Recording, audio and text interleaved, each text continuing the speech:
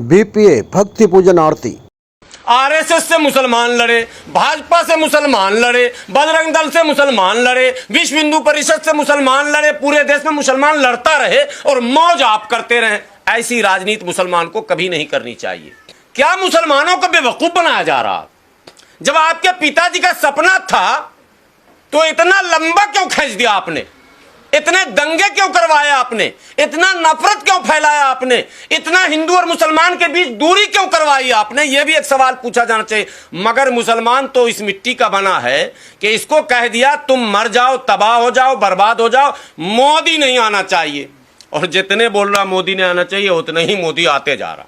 कानून, जब संविधान से देश चलेगा तो संवैधानिक व्यवस्था क्यों नहीं की गई? आज क्यों भाजपा को यह कहना पड़ रहा कि लाइसेंस तुमको लेना पड़ेगा? लाइसेंस तो चाहिए, चाहे दुकान मुर्गे का हो, मछली का हो, सब्जी का हो या गोश्त का हो, लाइसेंस तो सबके लिए चाहिए। इसका मतलब गैर कानूनी धंधे को बढ़ावा दिया गया था। अब भाजपा का चाबुक जब चल रहा है, चूंकि उस धंधे में ज्यादा मुसलमान शामिल थे तो परेशानी अब इनको झेलनी पड़ रही है। जितने बुलडोजर चल रहे हैं, जितना एक्शन हो रहा, वो कानून का हवाला दिया जा रहा। मतलब गैर कानूनी कंस्ट्रक्शन, गैर कानूनी दुकान, गैर कानूनी कारोबार, गैर कानूनी तिजारत, गैर कानूनी सारे मामले बढ़ा दिए गए थे। और खास कर मुसलमानों को गैर कानूनी काम करने की लत लगा दी गई थी, जिसका खमियाजा आज हमको भुगतना पड़ रहा है। न यादवों पे फर्क पड़ेगा, न गुजरों पे फर्क पड़ेगा, न जाटवों पे फर्क पड़ेगा, किसी पे कोई फर्क नहीं पड़ेगा सरकार के बनने बिगड़ने से। चूंकि सेकुलर पार्टियों ने मुसलमानों का गलत इस्तेमाल कर लिया था, इसलिए अब सबसे बड़े भुक्तभोगी हम हैं और पॉलिटिकल एनिमी भी हम ही हैं। कोई नहीं हराने जा रहा। कोई यादव ताल ठोक के भाजपा को नहीं हरा रहा, कोई गुजर ताल ठोक के भाजपा को नहीं हरा रहा, मुसलमान ताल ठोक के भाजपा को हरा रहा। तो पॉलिटिकल एनिमी, राजनीतिक दुश्मन हम बन रहे। किसके लिए? अगर सत्ता आ भी गई तो राज कौन भोगेगा? अब भाजपा को हरा के सुकून नहीं मिलेगा। अब भाजपा को मुसलमान जिताएगा तब सुकून मिलेगा। यह रास्ता बन चुका है। नाक रगड़ लीजिए, ताकत लगा लीजिए, आपके बस का अब कुछ भी नहीं है। आपके पास एक ही रास्ता का, अब आप भाजपा को जिता के लाइए। अरबों खरबों रुपये का हमारा नुकसान हुआ, जेल हम गए, सब कुछ हम गए, फिर क्या फायदा? ऐसे कमजोर आदमी के पीछे इतनी मजबूत दुश्मन से मुकाबला करने चले हो? ये अकलमंदी है? बेवकूफी है ये। इसलिए मैं कह रहा हूं, बैठो, हिकमत से काम लो। शाहीन बाग धरना हुआ था, राहुल गांधी उस धरने में गए थे? नहीं गए थे। क्यों? सवाल है। अखिलेश जी आए थे उस धरने में? नहीं। क्यों? सवाल है। बहन जी आई थी उस धरने में? नहीं आई थी। क्यों? सवाल है। तेजस्वी जी आए थे उस धरने में? नहीं आए थे। क्यों? सवाल है। 1000 नाम मैं दे रहा हूं, धरने में नहीं आए। नहीं आए धरने में। इन्होंने खुद धरना ऑर्गेनाइज क्यों नहीं किया? कांग्रेस का सीए के खिलाफ धरना था क्या? नहीं था। भाई कोई प्रोटेस्ट आप कर क्यों नहीं पा रहे हैं? कोई आंदोलन आप चला क्यों नहीं पा रहे हैं? अब आपके बस का नहीं रहा। इसका मतलब आप विपक्ष की भूमिका भी निभाने लायक नहीं है। तो ऐसे कमजोर लोगों को सहारा देने के लिए अब हमारे पास भी वक्त नहीं है। कमजोर को मजबूत सहारा दे सकता है, कमजोर को कमजोर अब सहारा नहीं दे सकता, क्योंकि हम बहुत कमजोर हैं। तमाम धार्मिक मामले, उत्तर प्रदेश में मदरसों पर हमले, मस्जिदों पर हमले, बुलडोजर, सील करना, ताला लगाना, बंद करना, मदरसा बोर्ड के असातिज़ा के नौकरियों को खत्म करना। कांग्रेस कहां है? सपा कहां है? बसपा कहां है? कम्युनिस्ट कहां है? टीएमसी कहां है? आरजेडी कहां है? सवाल है ये सारी पार्टियां मुर्दा पार्टी हो चुकी हैं। इनके बस का न सत्ता में रहकर कोई काम करना था, न विपक्ष की भूमिका ये निभा सकते हैं। ये तो हमारा धार्मिक मामला हो गया, जो भोजशाला पर आज बोला हूं। अंतिम बात भोजशाला पर बोल दे रहा हूं। मुस्लिम संगठनों से अल्लाह के वास्ते अपील करता हूं, मत जाओ सुप्रीम कोर्ट। हश्र वही होगा, अंजाम वही होगा। क्लोज कर दो, छोड़ दो, हिजरत कर जाओ। सियासी हिजरत, कानूनी हिजरत, समाजी हिजरत। हिजरत भी सुन्नत है, कभी तो बदलो। अल्लामा इकबाल का एक शेर, लौट पीछे की तरफ है गर्दिशे अय्याम तू। कहीं कहीं बैक गियर भी लगाना सीखिए। आजम खान का नाम आप लोगों ने सुना ही होगा। आजम खान बादशाह वक्त हुआ करते थे, उनका हुक्म चला करता था। आज जेल की सलाखों में बंद है, आम कैदियों की तरह उनके साथ व्यवहार हो रहा है। समाजवादी पार्टी में दम नहीं है कि आजम खान को कम से कम एक बेहतरीन फैसिलिटी ही दिला दे, जमानत तो दूर की बात। ऐसे मरे पार्टी के साथ अगर हम इतनी बड़ी ताकत वालों से जबरन टकरा रहे हैं, जबरन, कोई टकराने का औचित्य नहीं है पॉलिटिकल, जबरन टकरा रहे हैं, मतलब हम बेवकूफ हैं। अगर भोजशाला की बात करें तो ये 1936 में पहली बार डिस्प्यूट सामने आया था। आप सभी दर्शकों को, भारत के लोगों को, भारतीय जनता पार्टी को, कांग्रेस पार्टी को, समाजवादी पार्टी को, बहुजन समाज पार्टी को, राष्ट्रीय जनता दल को, जनता दल यूनाइटेड को, टीएमसी को, डीएमसी को, एमडीएम के, डीएम के, जितनी भी पार्टियां हैं और तमाम कम्युनिस्ट के दलों को भली भांति याद होगा कि देश में 1935 से लेकर 1950 तक 15 वर्षों तक लगभग 40 से 45 धार्मिक स्थलों को विवादित बनाया गया। 1935 से लेकर 1950 तक सबको पता था कि जाते जाते अंग्रेज एन केन प्रकारेण एक सशक्त भारत, एक सोने की चिड़िया कहे जाने वाले भारत, एक दुनिया के महानतम देशों में गिना जाने वाला भारत, ये अंग्रेजों को फूटी आंख सुहाता नहीं था। जाते जाते अंग्रेज ने इस देश में फूट डालो और राज करो की पॉलिसी को अपनाते हुए पहले तो उसने देश को ही दो टुकड़े करवाने की योजना पर काम किया था और उसमें वो सफल भी हुआ था। और अंतोगत्वा 1947 में हमारे पूर्वजों ने देखा कि भारत दो हिस्सों में बट गया, पाकिस्तान और भारत। कोई बात नहीं है, फिर भी हमारे पूर्वजों ने भारत में रहने का निर्णय लिया और भारतीय राष्ट्रीय कांग्रेस के साथ गले से गले, हाथ से हाथ, कदम से कदम मिलाकर इस देश की विकास, तरक्की, अमन, चैन, सुकून, भाईचारा और साझी विरासत को आगे बढ़ाने का निर्णय लिया और उसी निर्णय पर अमल करते हुए आंख बंद कर कांग्रेस को पूरी तरह से सपोर्ट किया। अब यहां से सवाल शुरू होता पहले भोजशाला पर। भोजशाला, अयोध्या, काशी, मथुरा और अब नए नए नाम आप जो सुन रहे हैं वो बहुत सारे पुराने भी नाम हैं, नए आप सुनते चले जाएंगे आने वाले दिनों में। ये सारे मामले कांग्रेस के शासन काल में थे। अयोध्या को तो भली भांति आप जानते हैं। इसी कांग्रेस की पूर्ण बहुमत की सरकार ने उसी बाबरी मस्जिद में ताला लगवाया। पहली बात, जब मूर्ति रखी गई तो उसी वक्त आपने फैसला क्यों नहीं किया? निर्णय लेने की क्षमता आप में क्यों नहीं थी जब आप सत्ता में थे? तो या दे देते या ले लेते, खेल खत्म हो जाता। लेकिन जो आज के वर्तमान भारत के प्रधानमंत्री आदरणीय नरेंद्र मोदी जी कहते हैं कि लटकाना, भटकाना और अटकाना ये कांग्रेस का काम है, कांग्रेस ने अपने कार्यों से यह सिद्ध किया। जब 22-23 दिसंबर की मध्य रात्रि में यह डिस्प्यूट हुआ, जहां हिंदू भाइयों ने यह कहा कि रामलला प्रकट हुए, जहां साक्ष्य के आधार पर वहां मौजूद सिपाहियों ने और दूसरे लोगों ने यह कहा कि मस्जिद के दीवार को माने जंप करके, ट्रेस पास करके मूर्ति रखी गई। अयोध्या के वरिष्ठ पत्रकार ने उस पर कई लेख लिखे, उनकी एक किताब अभी लिखी हुई है, भी मेरे पास मौजूद है यहीं पर, अभी 2 मिनट में वो निकलेगा किताब भी। उन्होंने किताब लिखी, चूंकि अयोध्या का चैप्टर क्लोज है इसलिए मैं ज्यादा कुरेदना नहीं चाहता हूं, लेकिन कांग्रेस के शासन सत्ता को समझाने के लिए अयोध्या का जिक्र मुझे लाना पड़ा है। अब उसमें ताला लगा दिया। भाई ताला क्यों लगाया?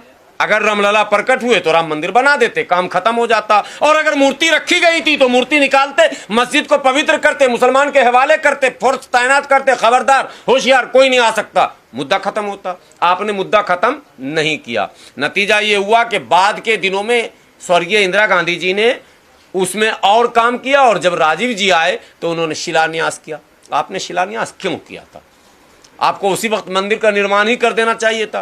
भाजपा पर आप आरोप लगा रहे हो। देश के प्रबुद्ध मुस्लिम नौजवानों, गंभीरता से टीका टिप्पणी करने से पहले गंभीरता से समझना है ये। अगर नहीं समझोगे तो आने वाला दिन और भी खतरनाक होने वाला है।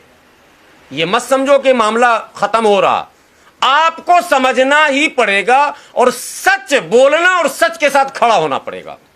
कांग्रेस ने जानबूझकर किस्तों में उस अयोध्या को, जिस अयोध्या के नाम पर मेरठ, मलियाना, हाशिमपुरा, भागलपुर और कई बड़े दंगे हुए, यहां तक के गोधरा जो दंगा हुआ है वो भी राम भक्त अयोध्या से लौट रहे थे या अयोध्या शायद जा रहे थे साबरमती एक्सप्रेस से, यानी मुद्दा वो भी अयोध्या का था। 15 से 20 हजार मुसलमान काट मार दिए गए उस गुजरात में, मुद्दा अयोध्या था।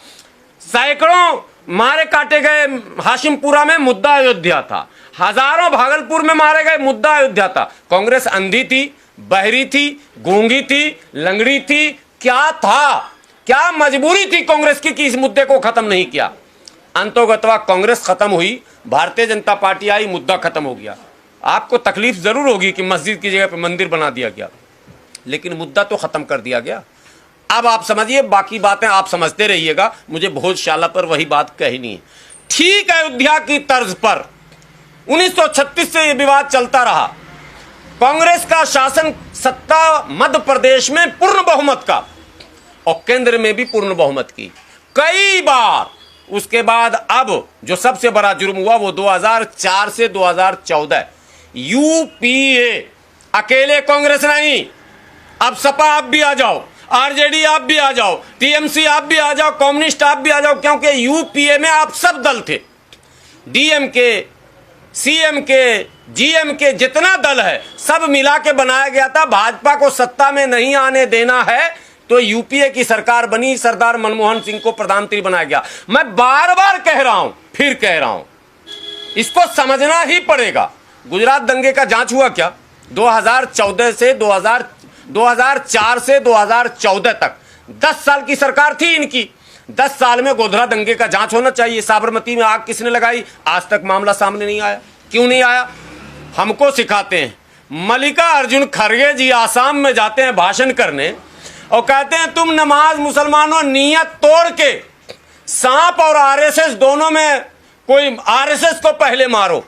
क्या बकवास कर रहे हैं मल्लिकार्जुन खड़गे जी बुढ़ापे में? आप ये काम मुसलमान करे, आरएसएस से मुसलमान लड़े, भाजपा से मुसलमान लड़े, बजरंग दल से मुसलमान लड़े, विश्व हिंदू परिषद से मुसलमान लड़े, पूरे देश में मुसलमान लड़ता रहे और मौज आप करते रहे। ऐसी राजनीति मुसलमान को कभी नहीं करनी चाहिए। ऐसी बेवकूफी मुसलमानों को कभी नहीं करनी चाहिए।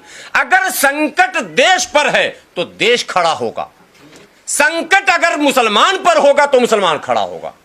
सिर्फ मुसलमान पर जब संकट होगा तब मुसलमान खड़ा होगा। जब देश पर संकट है, आप मुसलमान को प्रोवोक कर रहे हैं, मुसलमान को ललकार रहे हैं, मुसलमान को पुचकार रहे हैं, मुसलमान को माने घुमा रहे हैं। हर पॉलिटिकल पार्टी जो अपने आप को सेकुलर कह रही है, ये तमाम पॉलिटिकल पार्टियां जब भाषण के लिए खड़ी होती हैं तो मुसलमान को जरूर साधने की कोशिश करती हैं। और आज मुसलमान कहां खड़ा है ये बताने की जरूरत नहीं। इस भोजशाला में जिसका निर्णय कल आया, कांग्रेस चाहती तो इस मुद्दे को कब का कब दफन कर देती। क्या मजबूरी थी कांग्रेस की? अदालतों पर आरोप लग रहे हैं, सरकार के दबाव में फैसले हो रहे हैं। कांग्रेस के जमाने में सरकार नहीं थी क्या? कांग्रेस भी दबाव बना लेती, फैसले करवा लेती और करवाया। अयोध्या के मुद्दे पर शिलान्यास, जो बाबरी मस्जिद में हुआ शिलान्यास राम जन्मभूमि का, वो राजीव गांधी ने बाज़ाब्ता कोर्ट से ऑर्डर करा के शिलान्यास किया। वो ऑर्डर कैसे हो गया? और जिसने ऑर्डर किया उन्हीं के साहबजादे, जो रंगनाथ मिश्रा कमीशन आपने सुना है ना, उन्हीं के पिताजी ऑर्डर किए थे, मिश्रा जी। उन्हीं के साहबजादे को आज पद मिला, राजीव गांधी की सरकार में सम्मान मिला। आखिरी में उन्हीं ने यानी मिश्रा जी ने ही, रंगनाथ मिश्रा जी ने ही मुसलमानों की स्थिति पर भी एक कमेटी बनाई गई, उसकी भी अध्यक्षता उन्होंने ही की, जिसको हम रंगनाथ मिश्रा कमीशन कहते हैं, जिसमें 341 की भी अनुशंसा की गई थी कि दिया जाना चाहिए। तो आप जब करा सकते थे तो आपने क्यों नहीं कराया? अब जब कल आदेश आया तो हमारे संगठन के सभी लोग, अब मैं मुस्लिम संगठनों को भी कह रहा हूं, तमाम संगठनों को लोग, शहर काजी धार, शहर काजी भोजशाला जहां है वहां के भी शहर काजी और मध्य प्रदेश के बड़े तमाम मुस्लिम चेहरे और दिल्ली में बैठे तमाम बड़े मुस्लिम चेहरे ये कह रहे हैं कि हम सुप्रीम कोर्ट जाएंगे। ऑल इंडिया यूनाइटेड मुस्लिम मोर्चा का ये मानना है कि सुप्रीम कोर्ट में भी फैसले वही होंगे जो हाई कोर्ट के हुए हैं। आप अपना समय, अपना पैसा, अदालत का समय बर्बाद न करें, सुप्रीम कोर्ट न जाएं और ये भी ना कहें कि ये काम भारतीय जनता पार्टी ने करा दिया, क्योंकि ये काम 12 सालों का नहीं है, ये काम 50 वर्ष से लगातार हो रहा है। तो जो कांग्रेस आज मौजूद है मल्लिकार्जुन खड़गे जी के नेतृत्व में, उस कांग्रेस में भी वो ताकत नहीं है कि वो ये कह सके कि मोदी जी ने अदालत के जरिए ये फैसला करवा लिया। है ताकत। अयोध्या में जब फैसला आया, आज की तारीख में अभी बैठा हूं, कोई अगर एक्सपर्ट है सोशल मीडिया के, ट्विटर खोलेंगे और जिस दिन ये फैसला आया था 2019 में नवंबर में अयोध्या का फाइनल फैसला, उस दिन के ट्विटर हैंडल को श्रीमती प्रियंका गांधी जी के देखेंगे। उनका ट्वीट है कि मेरे पिताजी का सपना साकार हुआ। क्या मुसलमानों को बेवकूफ बनाया जा रहा? जब आपके पिताजी का सपना था तो इतना लंबा क्यों खींच दिया आपने? इतने दंगे क्यों करवाए आपने? इतना नफरत क्यों फैलाया आपने? इतना हिंदू और मुसलमान के बीच दूरी क्यों करवाई आपने? यह भी एक सवाल पूछा जाना चाहिए। मगर मुसलमान तो इस मिट्टी का बना है कि इसको कह दिया तुम मर जाओ, तबाह हो जाओ, बर्बाद हो जाओ, मोदी नहीं आना चाहिए। और जितने बोल रहा मोदी ने आना चाहिए उतने ही मोदी आते जा रहा। बंगाल में बोला नहीं आना चाहिए, वहां आ गए। आसाम में नहीं आना चाहिए। 38% मुस्लिम मतदाता हैं आसाम में।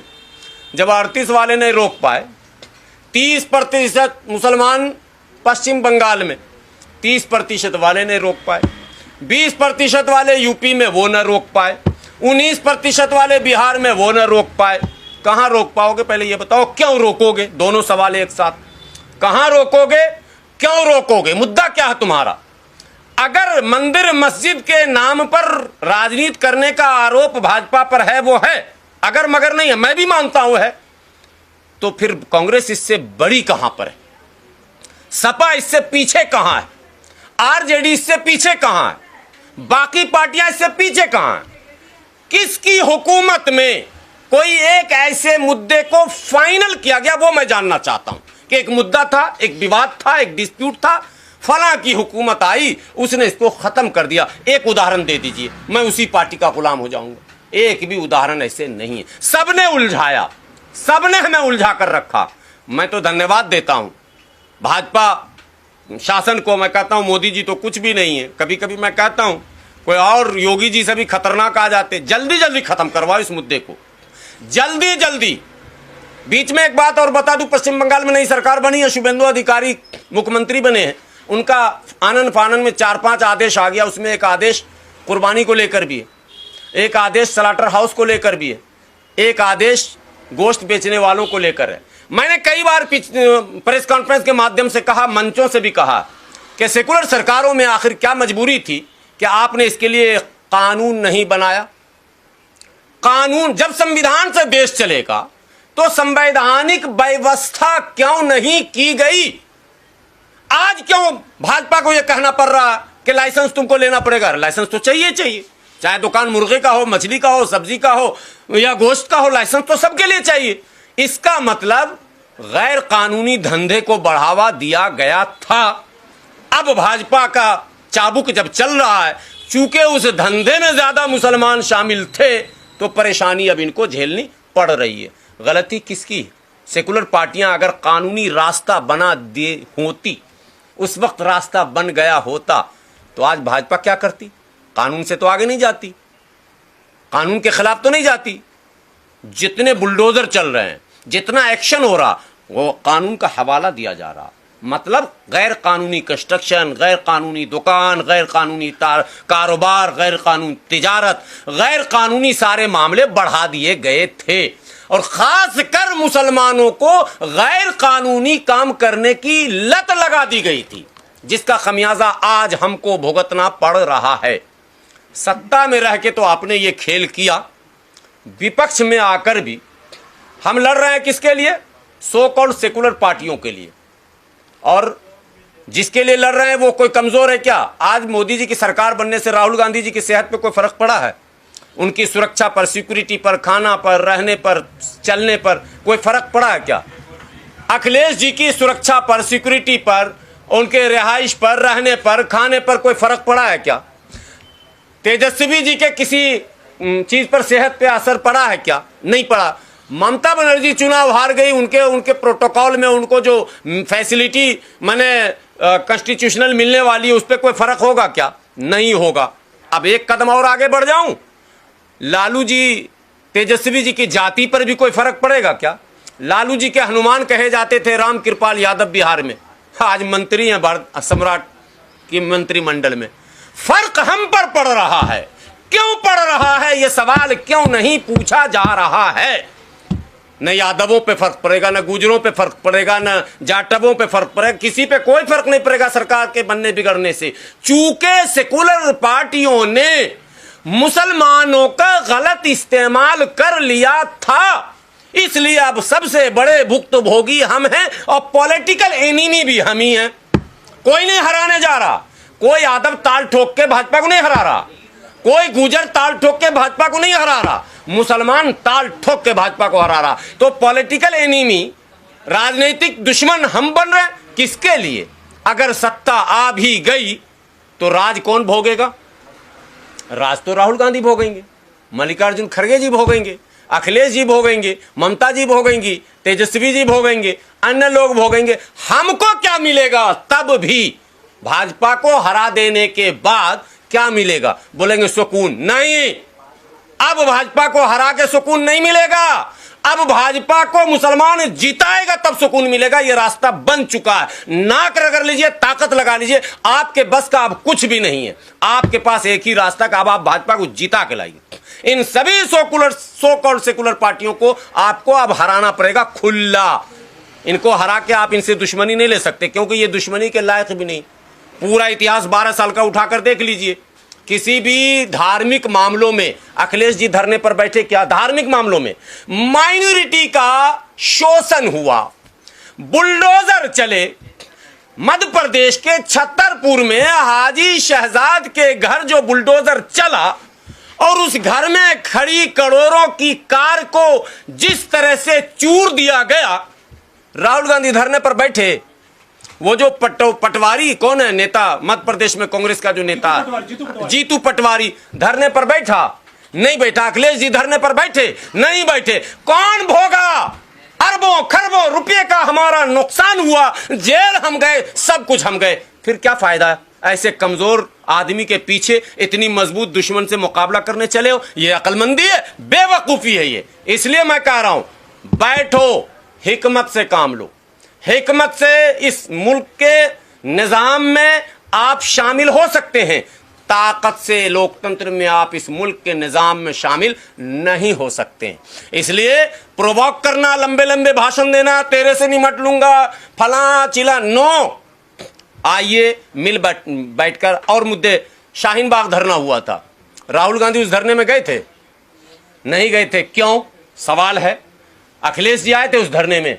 नहीं। क्यों? सवाल है। बहन जी आई थी उस धरने में? नहीं आई थी। क्यों? सवाल है। तेजस्वी जी आए थे उस धरने में? नहीं आए थे। क्यों? सवाल है। 1000 नाम मैं दे रहा हूं, धरने में नहीं आए। नहीं आए धरने में। इन्होंने खुद धरना ऑर्गेनाइज क्यों नहीं किया? कांग्रेस का सीए के खिलाफ धरना था क्या? नहीं था। भाई कोई प्रोटेस्ट आप कर क्यों नहीं पा रहे हैं? कोई आंदोलन आप चला क्यों नहीं पा रहे हैं? अब आपके बस का नहीं रहा। इसका मतलब आप विपक्ष की भूमिका भी निभाने लायक नहीं है। तो ऐसे कमजोर लोगों को सहारा देने के लिए अब हमारे पास भी वक्त नहीं है। कमजोर को मजबूत सहारा दे सकता है, कमजोर को कमजोर अब सहारा नहीं दे सकता, क्योंकि हम बहुत कमजोर हैं। और जाते जाते कांग्रेस ने हमको बता दिया था कि तुम बहुत कमजोर हो। सक्चर कमेटी की रिपोर्ट और रंगनाथ मिश्रा कमीशन का रिपोर्ट किसी और ने नहीं बताया। उसी कांग्रेस ने, जिस कांग्रेस ने मेरा शोषण किया, दोहन किया, उसने ही बताया। तमाम धार्मिक मामले, उत्तर प्रदेश में मदरसों पर हमले, मस्जिदों पर हमले, बुलडोजर, सील करना, ताला लगाना, बंद करना, मदरसा बोर्ड के असातिज़ा के नौकरियों को खत्म करना। कांग्रेस कहां है? सपा कहां है? बसपा कहां है? कम्युनिस्ट कहां है, टीएमसी कहां है, आरजेडी कहां है? सवाल है ये। आपके लिए मैं नारे लगाऊं?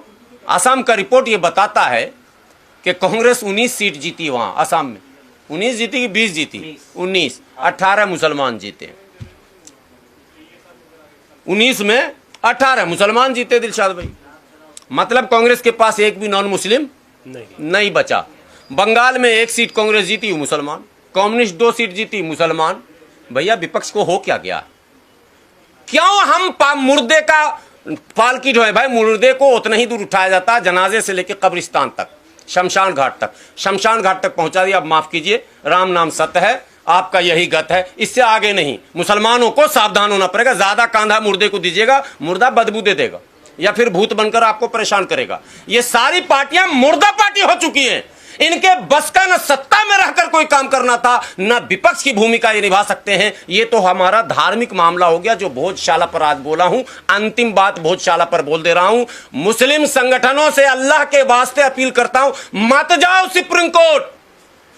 हश्र वही होगा, अंजाम वही होगा। क्लोज कर दो, छोड़ दो, हिजरत कर जाओ। सियासी हिजरत, कानूनी हिजरत, समाजी हिजरत। हिजरत भी सुन्नत है, कभी तो बदलो। अल्लामा इकबाल का एक शेर, लौट पीछे की तरफ है गर्दिशे अय्याम तू। कहीं कहीं बैक गियर भी लगाना सीखिए। हमेशा गाड़ी में टॉप गियर ही नहीं लगता है, कई बार बैक गियर भी लगाना पड़ता है, उसकी जरूरत पड़ती है। सो इस वक्त मुसलमानों को बैक गियर लगाने की जरूरत है। कोई ये मत कह देना भूल से कि हम डरपोक नहीं, सब डरते हो।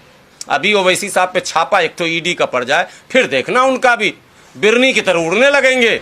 सब डरता है, कौन कहता है मैं नहीं डरता हूं?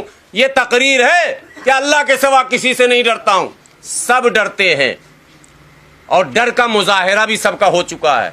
डर की हालत तो ये है कि इतने बड़े कायद, इतने बड़े लीडर उस काली कोठरी में बरसों से बंद हैं, कोई पूछने वाला नहीं है। आजम खान का नाम आप लोगों ने सुना ही होगा। आजम खान बादशाह वक्त हुआ करते थे, उनका हुक्म चला करता था। आज जेल की सलाखों में बंद है, आम कैदियों की तरह उनके साथ व्यवहार हो रहा है। समाजवादी पार्टी में दम नहीं है कि आजम खान को कम से कम एक बेहतरीन फैसिलिटी ही दिला दे, जमानत तो दूर की बात। ऐसे मरे पार्टी के साथ अगर हम इतनी बड़ी ताकत वालों से जबरन टकरा रहे हैं, जबरन, कोई टकराने का औचित्य नहीं है पॉलिटिकल, जबरन टकरा रहे हैं, मतलब हम बेवकूफ हैं।